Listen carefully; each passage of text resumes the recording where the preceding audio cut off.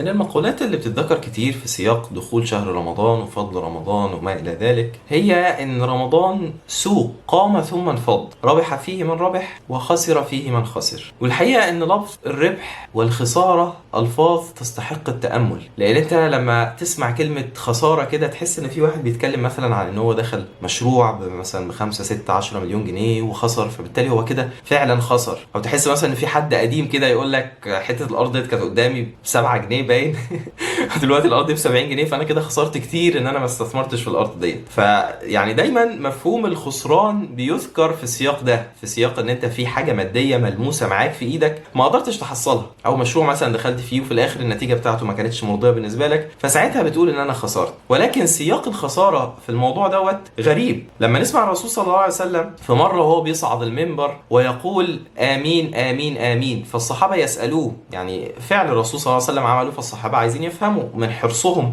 على اتباع الرسول صلى الله عليه وسلم، فيقول ان اتاه جبريل عليه السلام وقال له 3 عبارات من ضمنها خاب وخسر من ادرك رمضان ولم يغفر له، فالرسول صلى الله عليه وسلم قال امين. ففكره الخساره هنا مش فكره خساره ماديه فقط. للاسف احنا الحياه عموما بتشغلنا وبتخلينا نتسحل فيها بالبلدي كده، وما نبقاش قادرين نفكر في معنى الحياه وتفكر احنا فعلا مكسبنا ايه في الحياه. يعني انت دايما عشان انت ليل نهار للاسف كلنا في ساقية الرأسمالية ديت، فبنبقى مسحولين فعلا، عايزين نكسب، عايزين ما نخسرش، عايزين نجمع فلوس، عايزين ننجح في حياتنا وما الى ذلك. ففي النهاية بتلاقي ان الخسارة ديت بتترجم في مخك لان انت خسرت فرصة كويسة، خسرت استثمار كبير وما الى ذلك، ولكن مش بتسقط المعنى دوت خالص على الامور الاخروية او امور ان انت بتبتعد عن رحمة ربنا سبحانه وتعالى والعياذ بالله، او بتفقد ثواب كبير او ما الى ذلك.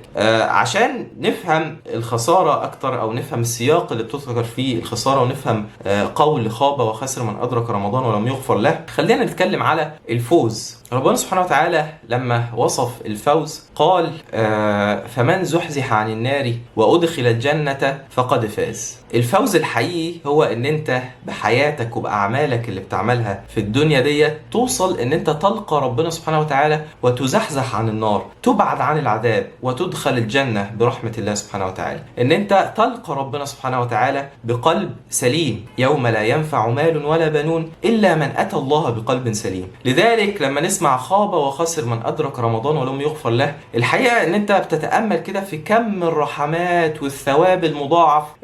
الفريضة بتبقى ب70 فريضة والنافلة بتبقى بفريضة، ثواب كبير جدا جدا جدا، وليلة القدر اللي خير من 1000 شهر، حاجات كتير جدا جدا جدا. فلما تتأمل في السياق ده تدرك فعلا ان اللي يدخل رمضان وربنا سبحانه وتعالى بالرحمات دي كلها ما يغفرلوش، ساعتها يبقى فعلا خسر. مش الراجل بقى اللي فوت الارض ام 7 جنيه ودلوقتي مش عارف بكام، لان في النهايه ده زائل، ده متاع زائل، الدنيا كلها زائله. لكن اللي يدرك النفحات ديت وما يطلعش منها باكبر فائده واكبر قيمه، ساعتها يبقى دوت هو اللي خسر. الله سبحانه وتعالى في سوره البروج، وديت برضو من الامثله اللي تدعو للتامل، الله سبحانه وتعالى ذكر لفظ الفوز الكبير، ذلك الفوز الكبير في سوره البروج.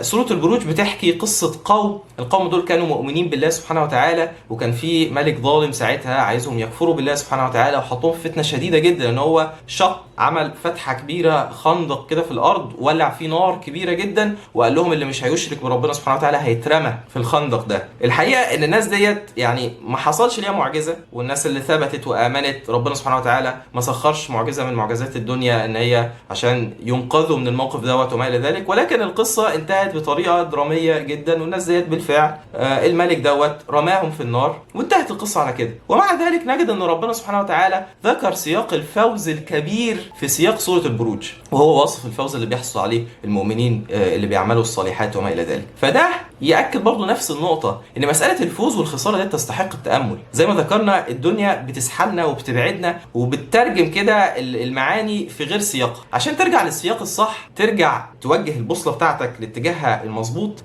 تشوف ربنا سبحانه وتعالى استعمل الكلام دوت في سياق ايه، في كلام ربنا سبحانه وتعالى. لذلك نأكد ونقول خاب وخسر من أدرك رمضان، الفرصة العظيمة، النفحة الكبيرة، الرحمة الكبيرة جدا جدا جدا من ربنا اللي بتفتح فيها أبواب الجنة وتغلق فيها ابواب النار، كل ده اللي يدرك بقى كل ده وما يغفرلوش يبقى خاب وخسر. نتمنى من الله سبحانه وتعالى ونسأل الله سبحانه وتعالى ألا نكون من هؤلاء، وأن يكتبنا من عتقائه في النار، وأن يرزقنا تأمل كتاب الله، ويرزقنا حسن التدبر، ويرزقنا الفهم الصحيح لمجريات الأمور، والفهم الصحيح لمآلات الأمور حوالينا.